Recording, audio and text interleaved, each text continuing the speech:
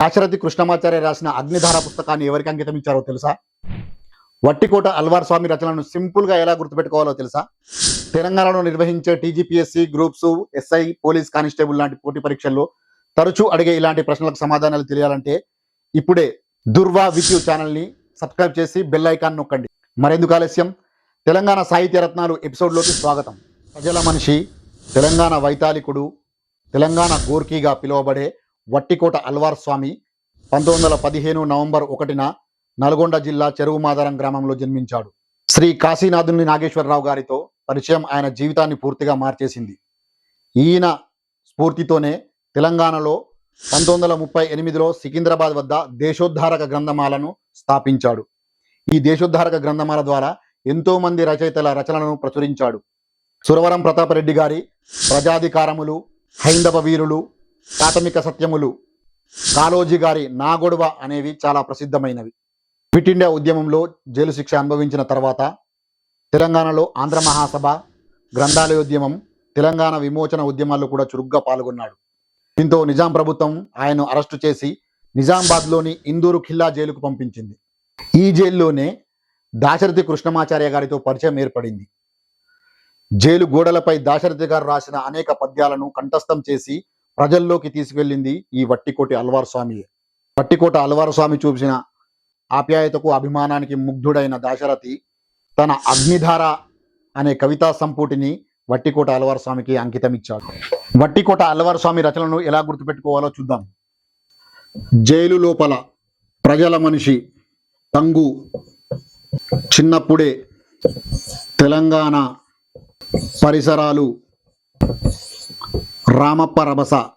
వట్టికోట అల్వార్ స్వామి రచనలను సింపుల్గా గుర్తుపెట్టుకోవడానికి ఈ నేను రాసిన వరుస క్రమంలోనే రాసుకోండి, లేదా ఈ మొత్తాన్ని స్క్రీన్ షాట్ తీసుకోండి. ఈ మొత్తం పుస్తకాలను ఒక వాక్యం రూపంలో రాసుకోండి. జైలు లోపల ప్రజల మనిషి గంగు చిన్నప్పుడే తెలంగాణ పరిసరాల్లో రామప్ప దగ్గర రభస చేశాడు. ఈ ఒక్క వాక్యం చూడండి.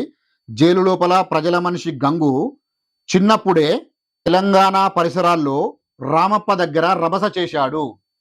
అంటే చూడండి, ఈ మొత్తం పుస్తకాల పేర్లు ఈ ఒక్క వాక్యంలో వచ్చేస్తాయి. ఈ ఒక్క వాక్యాన్ని గుర్తుపెట్టుకుంటే వట్టికోట అల్వార్ స్వామి రచనలను మీరు ఎప్పటికీ మర్చిపోరు. అనేక సార్లు జైలు శిక్షణ అనుభవించిన వట్టికోట జైల్లో తన అనుభవాలను, ఖైదీల జీవితాన్ని ఇతివృత్తంగా తీసుకొని జైలు లోపల అనే కథా సంపుటిని రచించాడు. 1934 నుండి 1938 మధ్య కాలంలో తెలంగాణలో ఉన్నటువంటి సాంఘిక, రాజకీయ పరిస్థితులను, వెట్టి చాకిరిని, ప్రజల జీవన స్థితిగతులను తెలంగాణ మాండలికంలో రాస్తూ ప్రజల మనిషి అనే నవలను రచించాడు. ఇది తెలంగాణలో తొలి నవల. 1940-1945 మధ్య తెలంగాణ ప్రజల జీవనాన్ని ప్రతిబింబిస్తూ గంగు అనే నవలను రాశాడు. ఇది ఒక అసంపూర్ణ నవల. స్వాతంత్ర్యానికి ముందున్న తెలంగాణ ప్రజల ఆశయాలు, ఆకాంక్షలు తర్వాత ఎలా నీరుగారపోయాయో తెలియజేస్తూ తెలుగు విద్యార్థి అనే పత్రికలో రామప్ప రభస పేరుతో వ్యాసాలు రాశాడు. తెలంగాణ సాయుధ పోరాటంలో తొలి అమరుడు దొడ్డి కొమరయ్య మరణ వార్త గురించి మిజాన్ పత్రిక ద్వారా మొట్టమొదటిసారి ప్రపంచానికి తెలియజేసింది ఈ వట్టికోట అల్వార్ స్వామియే. అంతేకాకుండా దొడ్డి కొమరయ్య మరణంపై నిజ నిర్ధారణ కమిటీ వేస్తూ పద్మజనాయుడితో కలిసి కడివెండి గ్రామాన్ని సందర్శించిన పౌర హక్కుల నేత వట్టికోట. కొన్ని ఎంసిక్యూలను చూద్దాం. వట్టికోట అల్వార్ స్వామి రచన కానిది ఏది? ప్రజల మనిషి, గంగు, హైందవ వీరులు, రామప్ప రభస. ఎవరి నుండి స్ఫూర్తి పొంది వట్టికోట అల్వార్ స్వామి దేశోద్ధారక గ్రంథమాలను స్థాపించాడు? సురవరం, కాళోజీ, దాశరథి, కాశీనాథుని నాగేశ్వరరావు. వట్టికోట అల్వార్ స్వామి పాల్గొన్న 6వ ఆంధ్ర మహాసభ ఎక్కడ జరిగింది? జోగిపేట, భువనగిరి, షాద్నగర్, నిజామాబాద్. ఒక్క వీడియో ఒక్క మార్క్. ఇలాంటి ఎగ్జామ్ ఓరియంటెడ్ వీడియోస్ కోసం దుర్వా విత్ యూ ఛానల్ని సబ్స్క్రైబ్ చేసుకోండి.